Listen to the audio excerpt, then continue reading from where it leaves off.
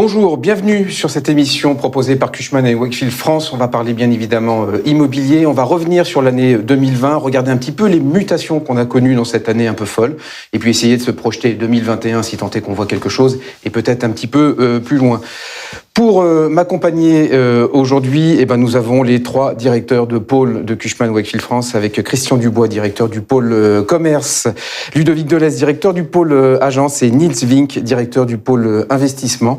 Mais je vais tout de suite laisser la parole à la présidente France, la nouvelle présidente France, Barbara Koreniugin.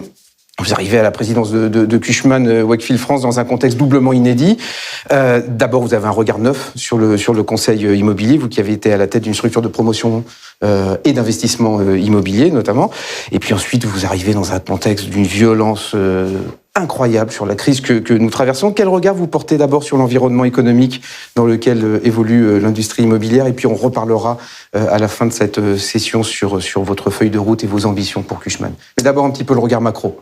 Alors peut-être d'abord un regard sur le conseil immobilier, parce que comme vous l'avez justement dit, je ne viens pas du métier du conseiller en immobilier. Je suis arrivée dans un contexte en effet inédit, puisque j'ai pris mes fonctions mi-octobre, juste avant le deuxième confinement. Moi qui viens d'univers dit plus sophistiqué et qui était cliente des sociétés de conseil, je peux vous dire que c'est encore mieux vu de l'intérieur. C'est bien, ça. Et que les métiers de conseil en immobilier, c'est tout sauf des vendeurs de savonnettes. Très bien. Chez Cushman, on a la chance d'allier des expertises globales et des expertises locales sur toutes les classes d'actifs, sur tout le cycle de vie d'un actif immobilier et sur toutes les géographies. Ça, pour moi, ça a été effectivement la première des découvertes. La deuxième, c'est que nos expertises nous placent vraiment au cœur du marché, ou plus exactement des marchés, et nous permettent d'accompagner très en amont tous nos clients, qu'ils soient utilisateurs, investisseurs et exploitants, dans leur réflexion sur leur stratégie immobilière. Et c'est vraiment passionnant.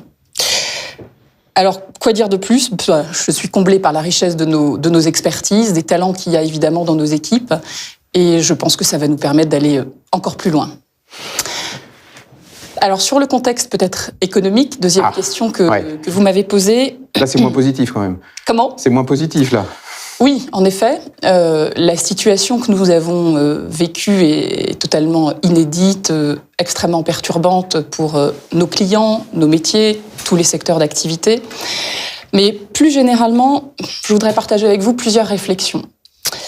La première, c'est que l'instabilité économique, sanitaire, politique que nous avons connue cette dernière année 2020 est sans doute pas conjoncturelle. Nous pensons, nous, chez Cushman, qu'il va falloir vivre avec ce contexte d'instabilité dans le futur et qu'aujourd'hui, construire des business plans sur des durées extrêmement longues, élaborer des stratégies sur 10 ans, c'est de moins en moins facile et que nous, nos clients, nos partenaires, nous allons devoir effectivement nous adapter et nous allons devoir revisiter en permanence finalement nos stratégies, nos business plans. Ça, c'est la première des réflexions que je souhaitais partager avec vous. Ensuite, beaucoup d'entreprises, pendant cette période de crise sanitaire, ont été très, très chahutées finalement sur leur business model, sur leur cœur de métier, sur leur chaîne de production.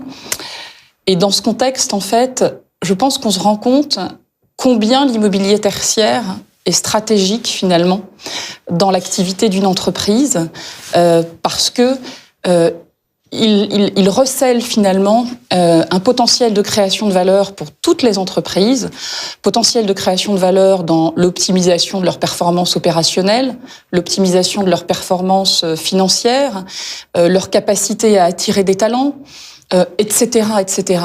Et en fait, je pense que cette crise est vraiment un révélateur puissant de ce rôle de l'immobilier entreprise dans l'activité d'une entreprise, quel que soit son secteur d'industrie. Le troisième point et la troisième réflexion qu'on voulait partager avec vous, c'est que les transformations des modes de travail, des modes de consommation n'ont fait que s'accélérer en 2020 et c'est pas terminé. Nous pensons chez Cushman qu'il n'y aura pas de retour en arrière. à la fois sur la part du e-commerce, mais aussi sur l'empreinte future du télétravail. Cette crise sanitaire a montré que finalement, à la fois les infrastructures existantes en France permettaient effectivement aux collaborateurs de télétravailler. Elle a permis aussi à des entreprises ou à des secteurs d'activité qui étaient sans doute extrêmement réticents à adopter du télétravail de se rendre compte que finalement le télétravail, c'était possible, que la productivité, en tous les cas sur une courte période, n'était pas nécessairement affectée, même si on sait très bien que rien n'est meilleur que se retrouver au bureau parce que, évidemment, ça crée du lien avec l'entreprise, ça crée du lien avec ses équipes, ça crée du lien avec ses collègues, ça favorise l'innovation. Bref, voilà, rien ne remplace le bureau, mais néanmoins, le télétravail restera dans l'écosystème de l'ensemble des collaborateurs. Et le dernier point que je voulais partager avec vous, c'est que cette crise sanitaire, elle est aussi le révélateur des enjeux de développement durable auxquels nous sommes confrontés. Je pense que si nous n'avions pas compris que les changements climatiques profonds qui sont à l'œuvre et le fait que notre industrie immobilière a quand même une grande responsabilité aussi dans ces changements climatiques, maintenant on l'a bien compris, et que le climat est plus fort que nous. Et donc l'industrie immobilière doit prendre le tournant d'un Green Deal.